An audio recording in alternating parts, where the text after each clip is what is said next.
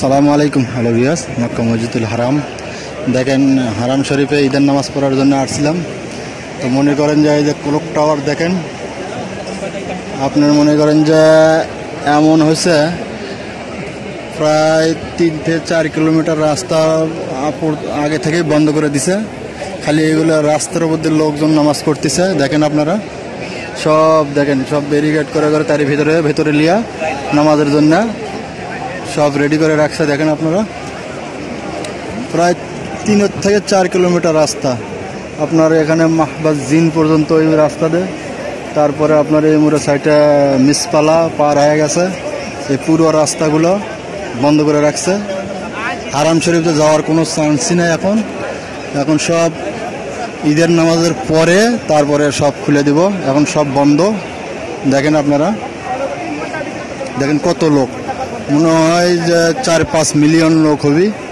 পুরো রাস্তা মনে হয় সব হারাম শরীফের প্রায় 3 থেকে 4 কিলোমিটার রাস্তা দূরে সব বন্ধ করে দিয়েছে। পুরো রাস্তা সব জাম লেগে আছে, সবাই নামাজের জন্য বসে পড়ছে। দেখেন আপনারা, দেখেন সব বসে পড়ছে। ইনশাআল্লাহ নামাজ পড়ে দেখতেছি যে হারাম শরীফের যাওয়ার চিন্তা ভাবনা। নামাজ পড়ে এখন মনে করেন যে ক্লক টাওয়ার, মনে করেন দেখেন এখানে ক্লক টাওয়ার। আমরা এখন বর্তমান মোটামুটি ক্লক টাওয়ার নিচেই আছি, কারণ তাও ক্লক টাওয়ারের বাইরের সাইডে, ভেতরে না বাইরের সাইডে আমরা আছি। ইনশাআল্লাহ এখন কিছুক্ষণের মধ্যে ফজরের নামাজের আযান দিব।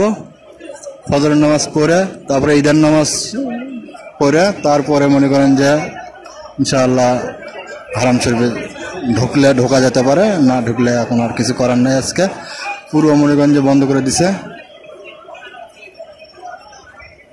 দেখেন কত লোক মিলিয়ন, 4-5 মিলিয়নের মতন লোক হবে। কারণ কাউন্টার তো আর করা যাইতেছে না, আন্দাজে বললাম এত লোক। মনে করেন যে পুরো হারামের মসজিদ থেকে চতুর্দিকে 3 কিলোমিটার রাস্তা বন্ধ করে দিছে, একবারে সবগুলো বন্ধ করে দিছে। দেখেন আপনারা, হাজিরা সবাই বসে গেছে নামাজের জন্য। ইনশাআল্লাহ কিছুক্ষণের মধ্যেই মনে করেন যে আযান দিব ফজরের। এখন